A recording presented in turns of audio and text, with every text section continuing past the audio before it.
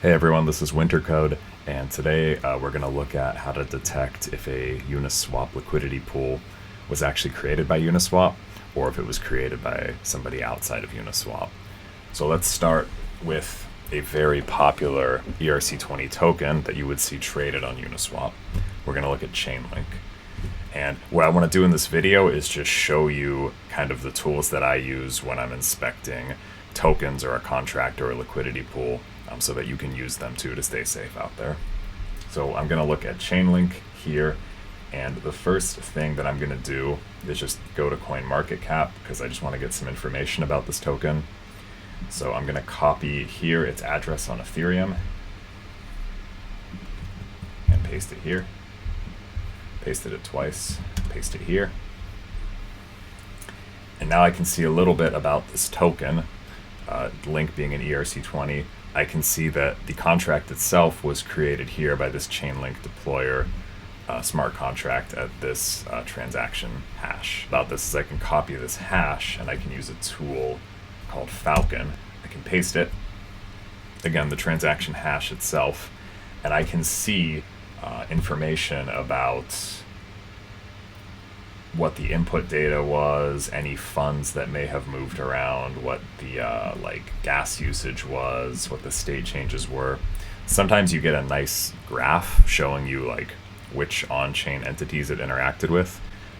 Not so in this case, but I think one of the next transactions we look at will have that.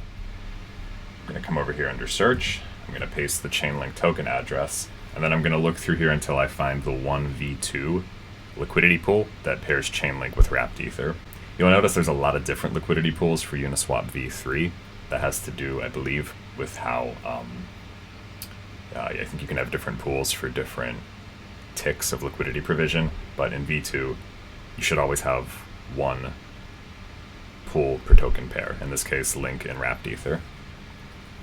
Okay, so I'm going to come here and I'm interested in grabbing this pair address right here. And I'm going to paste the address of this pair. And if you're not super familiar with Uniswap, I'll just tell you real quick. Whenever you take a token like Chainlink and you want to create a market where you can trade it on Uniswap, you create what's called a liquidity pool. A liquidity pool is itself a smart contract. It's a pairing between two tokens. In this case, it's a pairing between Chainlink and wrapped Ether. And it just provides a way for people to trade one token for the other. The important thing here is that it is itself a smart contract, the liquidity pool, and it is something that should be created within Uniswap, within their smart contracts, specifically their factory contract. And so what we're going to see today is how can you confirm, if you, like, say you wanted to trade on this liquidity pool but you didn't know anything about it, how can you confirm that this was actually created by Uniswap and not created by like some scammer who just copied Uniswap's code and published it to the blockchain? Because we're going to see the event signatures and on-chain activity will look very, very similar. You just have to know where to look to see who actually created it. So going back to this liquidity pool contract here, I'm going to see here again, there was this contract creator, and it was created at this transaction.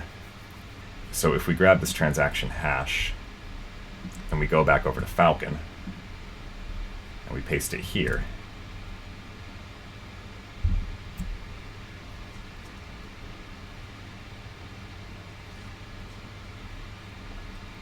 we can see there's a lot more information. We can actually trace out the flow of internal transactions, and we can see it does look like some funds were being migrated from Uniswap v1 and whatnot.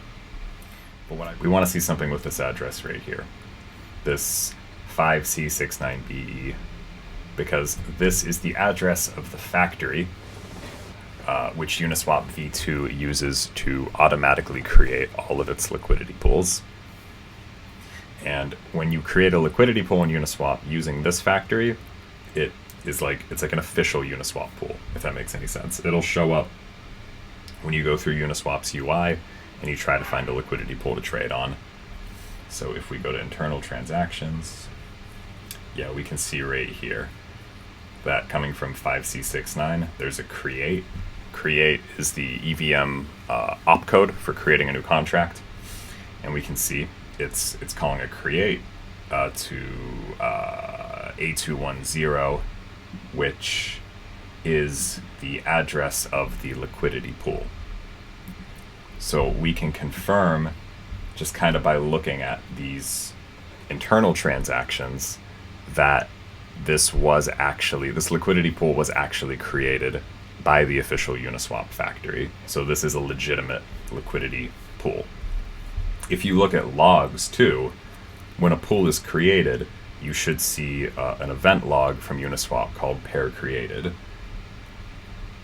And we can see right here, we've got a pair created event. Should be the only one on the page. Yep, it is. So we've got a pair created event, and critically, we see that that event has been emitted by contract 5C69 BEE, which again is the Uniswap V2 factory address.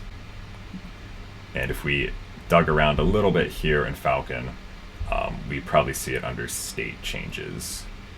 Yeah, right here, because internally, the factory contract itself will have to update some of its state to show that there's now a mapping between, I think this address here is wrapped ETH, and then this one here, yeah, is actually Chainlink.